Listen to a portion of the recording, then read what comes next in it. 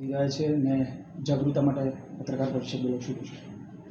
મૂળ આપ બધા જાણો છો કે આજના યુગના આ ટેકનોલોજીનો યુગ છે. એમાં જે અગાઉ ગુના બનતા હતા, બોડી ઓફેન્સ બનતા હતા, લૂંટ ચોરી સીધી પ્રત્યક્ષ રીતે કરી લેતા. આજની તારીખમાં લોકો ઓનલાઈન ફ્રોડ થાય છે, ઓનલાઈન ચોરી થાય છે. એટલે એ ચોરી અટકાવવા માટે આપણે સરકાર તેમજ પોલીસ કટિબદ્ધ છે અને એના હિસાબે કેટલી યોજનાઓ કેટલા પ્લાન કર્યા સરકારશ્રીએ. તમામ જિલ્લામાં સાયબર ક્રાઇમના પોલીસ સ્ટેશનો ખોલી લીધા છે. તેમજ તાજેતરમાં એ બધાને જાહેરાત કરી છે જો કોઈ આવો ફ્રોડના ભોગ બને તો તાત્કાલિક 1930 જે સરકારનો હેલ્પલાઇન નંબર છે એના ઉપર જાણ કરે, જેથી કરીને એકાઉન્ટ બ્લોક થઈ શકે, એના પૈસા ત્યાં આગળ બ્લોક થાય અને રિફંડ મળી શકે. એ આધારે આપણા આંકડા જોઈએ તો 2030માં સરકારશ્રીએ આવા ઓછામાં ઓછા 20 કરોડ રૂપિયા રિફંડ અપાયેલા છે પબ્લિકને. તેમજ એ સંખ્યા 2024માં જોઈએ તો અંદાજે 54 થી 55 કરોડની. તો સરકારશ્રી એ પગલામાં ખૂબ રસ લઈ આગળ વધવા માગે છે. અને એ પ્રક્રિયામાં હાલમાં એવું જોવામાં આવ્યું છે, ઘણા લોકોને એવી ફરિયાદ હતી કે ભાઈ ફ્રીઝ થઈ જાય એકાઉન્ટ તો એકાઉન્ટ હોલ્ડર હોય છે એને ઘણી તકલીફ પડે છે.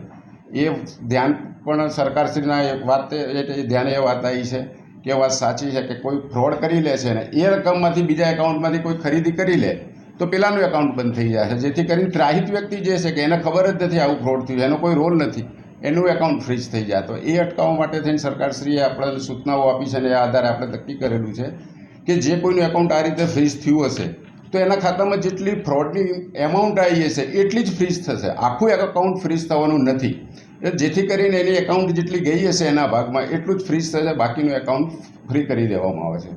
તેમજ આ બાબતે જાગૃતિના ઘણા બધા કાર્યક્રમો પણ યોજવામાં આવે છે અને તમામને જાણ કરવામાં આવે છે. જ્યારે પણ ભાઈ કોઈ એના આવો ફ્રોડ થાય તો તાત્કાલિક સરકારશ્રીના હેલ્પલાઇન નંબર જે 1930 છે એના ઉપર આપણને જાણ કરે, જેથી કરીને આપણે તાત્કાલિક બ્લોક કરી શકીએ.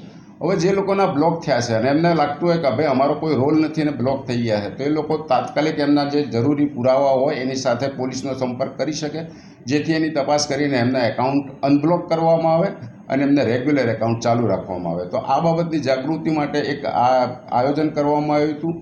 અને આપ સૌના માધ્યમથી તમામને મારી અપીલ પણ એવી છે કે આજના જમાનામાં જે ઓનલાઈન ઉપયોગ થઈ રહ્યો છે તો ખૂબ સાવચેતી કરવાની જરૂર છે કે લોકો લાલચમાં આવીને કોઈ પણ ઓટીપી આપી દે છે અથવા કોઈ લિંક ઓપન કરી દે છે કે જે કાયદેસર હોતી નથી ને જેના કારણે પછી એમનું એકાઉન્ટ જતું રહે છે અને ભોગ બની જાય છે. તો કોઈ પણ ઓનલાઈન ટ્રાન્ઝેક્શન કરતાં પહેલાં ખૂબ સાવચેતી રાખે એવી પોલીસ તરફથી આપ સૌને સૂચનાઓ. બીજું સર, એક જાણવા એવું મળ્યું છે કે એક નવી એમઓ છે જે ફ્રોડ કરનારા લોકો નાના વેપારીઓના યુપીઆઈ ટ્રાન્ઝેક્શન પર પૈસા ટ્રાન્સફર કરીને ત્યાંથી કેશ મેળવતા હોય છે. એમાં નાના વેપારીઓ ફસાઈ જતા હોય છે. આવા નાના વેપારીઓને જે કેશ ટ્રાન્ઝેક્શન આ રીતના થતા હોય છે એની માટે જાગૃતતા માટે શું? એના માટે જ થઈને સરકારશ્રીએ આ કીધું છે કે તમારા એકાઉન્ટમાં જે કંઈ થશે, જ્યારે આખું એકાઉન્ટ ફ્રીઝ નથી કરવાનું, નાના વેપારીનું જેટલી અમાઉન્ટ આવી હશે એટલી જ બ્લોક કરવામાં આવશે. ને એ અમાઉન્ટ વિશે પણ એમને જો વ્યવસ્થિત એમના જે સ્પષ્ટતા આપશે અને લાગશે કે ભાઈ આ ક્યાં આ કાંડમાં સંડોવાયેલ નથી, નિર્દોષ છે, તો એ અમાઉન્ટ બ્લોક થઈ છે તો ફરિયાદીને પરત આપો. પણ આજે ટ્રાન્ઝેક્શન અગેન્સ્ટ કેશ લઈને જે ફ્રોડ કરનારા લોકો નીકળી જતા હોય છે તો એ અટકાવવા માટે શું?